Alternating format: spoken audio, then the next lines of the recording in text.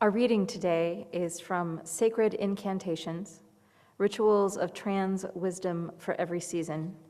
It is edited by Anna Bladel and M. Jade Kaiser, and this is from the introduction. We, gender transgressors of the non-cis variety, do not make our way alone. Being of and belonging to the earth, we have built from lineages of wisdom that have carried our people through countless seasons of germinating, rooting, blooming, and decaying. This wisdom finds its way across cultures, generations, and geographies, shape-shifting to meet the needs and realities of each context. Despite being a relatively scattered people, we have a rich history of finding each other. We exchange tools of survival. We became each other's companions, comrades, champions, and kin.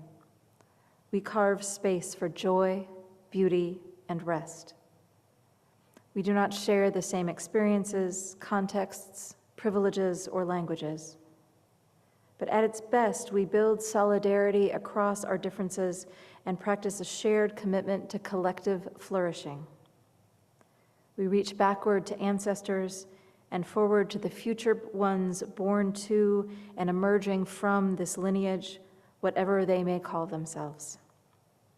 We savor the particular glories that are our lives, our bodies, our becomings.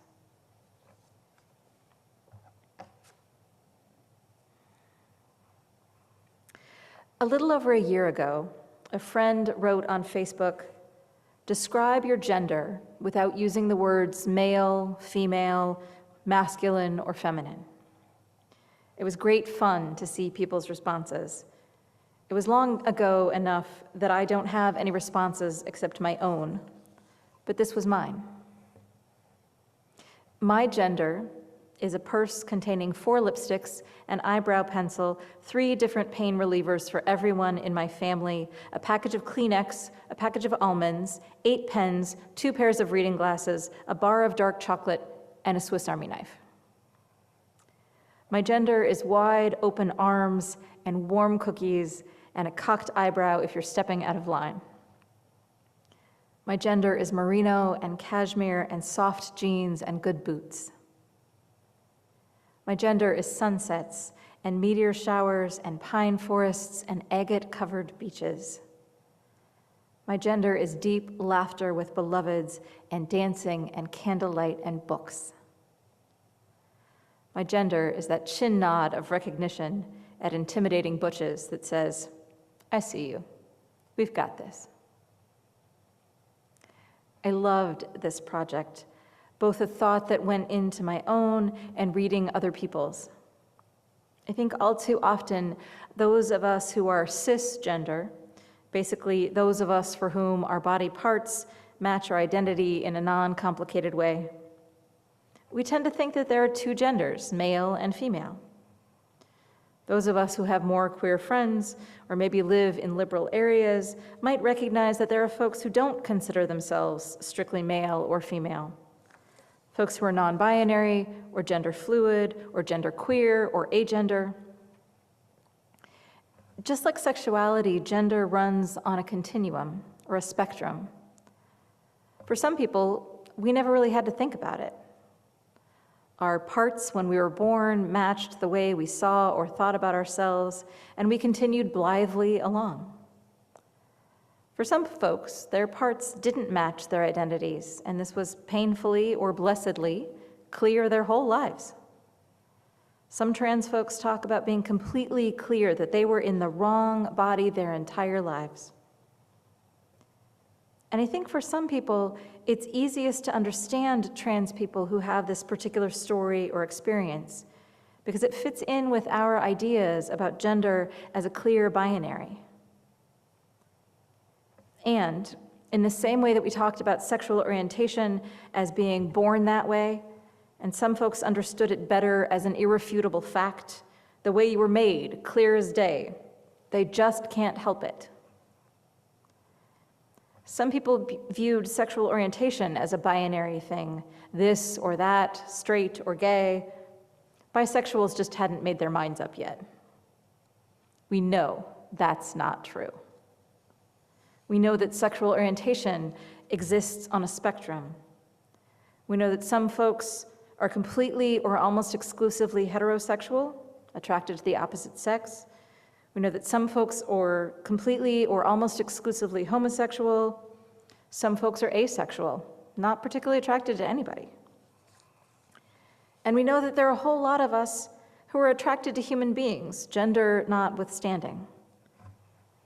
And with folks recognizing their full spectrum of gender identities or sexual orientations, well, let's just say there's a reason that I identify as queer. It feels accurate and inclusive of who I am and who I love or have the potential to be attracted to. But the truth is, as we reimagine gender, that gender, just like sexual orientation, is on a spectrum. You have the rugged stereotype of masculinity, and you have the stereotype of femininity, women in heels and makeup and long hair, and there are a whole lot of us somewhere in the middle. And even if we're clearly cisgendered, we may still be somewhere along that spectrum. There's a wonderful book that I bought for Deese a while ago called To Survive on This Shore. It's written by Jess T. Dugan and Vanessa Fabre, and it's a book of photographs and interviews with transgender and gender nonconforming older adults. I love the varieties of photos and stories the book reflects. Stories of trans men and trans women, gender nonconforming butches and folks who identify as gender queer, Black, white, Hispanic, Native, Asian, people ages 50 through 90. I love the variety of their stories. And I'm going to share some excerpts from them with you now, because I think that when we're talking about a group of people, we should share some of their own words. Jay, 59, from New York says, "I'm a pretty classic transgender man as I see it, because from my earliest recollections as a tiny child, I experienced myself as a boy in a girl's body. I felt that some dreadful mistake had been made, and I didn't get the body I was supposed to. I prayed every night to God to make me wake up a boy the way I was supposed to be. And that orientation never changed throughout the whole trajectory of my life." Aiden, 52, from Burien, Washington, says, "At the time of contemplating my gender and the trans element of it, I had been solidly entrenched in the dyke community, and I loved that. I felt really looked after and mentored and cared for. What they had brought into my world was a celebration of masculinity rather than a dismissal. It was like, bring it. It looks beautiful. We love it. We celebrate it. And that felt really good to me. And here I am," he continues, "almost 20 years later, still thinking and talking about gender. You know, what is my gender? I don't have an answer to that, and I don't need an answer. I've never felt fully female, and I'll never feel fully male, and that's really just fine. I feel pretty good about how I move through the world." And Renee, who is 68 and from Chicago, writes, "I think first of all that I'm more bi-gender than purely transgender. I enjoy both genders, and I miss the one I'm not. And it's been like that for as long as I've been able to peel away the layers and get to it. So most of my life, I denied it. I just kept it buried. One of the things that's been frustrating for my wife is that it has come out one struggling inch after another. I, like many of my generation, buried it deep and wrapped it in subterfuge. But as I started going to functions in Chicago that involved younger trans people, and they were using genderqueer as an expression, I realized I'm probably more genderqueer than I am one or the other. I'm me. I'm who I am, and I can do what I want. I can wear what I want. I can look how I want. I think everybody should have that freedom." When I went to Lewis and Clark College in the late 1980s, I self-designed a major in gender studies. Not the most practical major, but it was cool. And because I was studying gender, and honestly, because I wasn't straight, I learned about trans people. And in one of my most wrong ideas of all time, I thought that maybe in 30 years, fewer people would feel the need to transition because the differences between genders would be getting more narrow. I was so wrong. But also, in some ways, I feel like I was very right on, but in ways that hadn't occurred to me yet. I imagined that there would be fewer people needing to transition their gender, which was completely wrong. But I also imagined that there would be a less stark difference between men and women, and in some ways that feels accurate. More and more people, especially young people, are identifying as non-binary or some flavor of genderqueer. Just like the LGBTQIA+ community realized that there wasn't just a clear-cut example of straight versus gay, we are realizing that two genders don't always contain the multitudes that are within us. Some of our kids and adults are absolutely transgender. They are clear and always have been that they were born in the wrong body. Some of our kids and adults are really clearly non-binary. They know that they don't fit into one box in the same way some other people do. Some of us might be experimenting with gender the same way some of us experiment with hairstyles or makeup or sports or band, trying out something to see if it fits. We can't always know.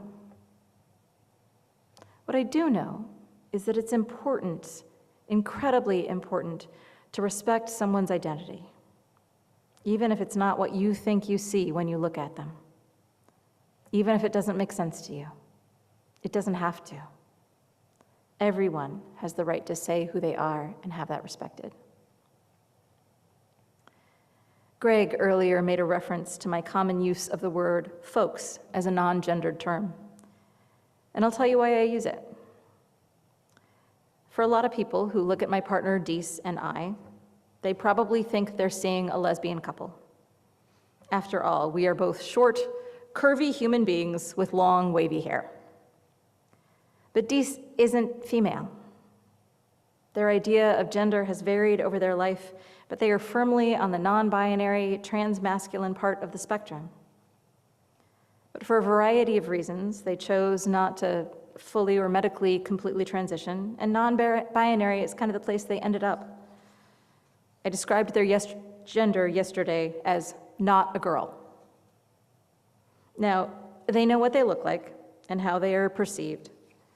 But every time we go to a restaurant or whatever and people call us ladies, I kind of cringe inside. And when someone says, "Hi folks, what can I get you?" Or Deese's favorite, "How y'all doing?" I feel this ridiculous sense of gratitude and recognition. Things and people are not always what they seem.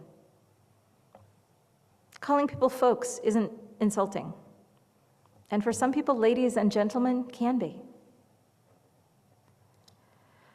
Right now, there is a terrible backlash against transgender people in this country. 24 states have anti-trans laws on the books passed in the last couple of years.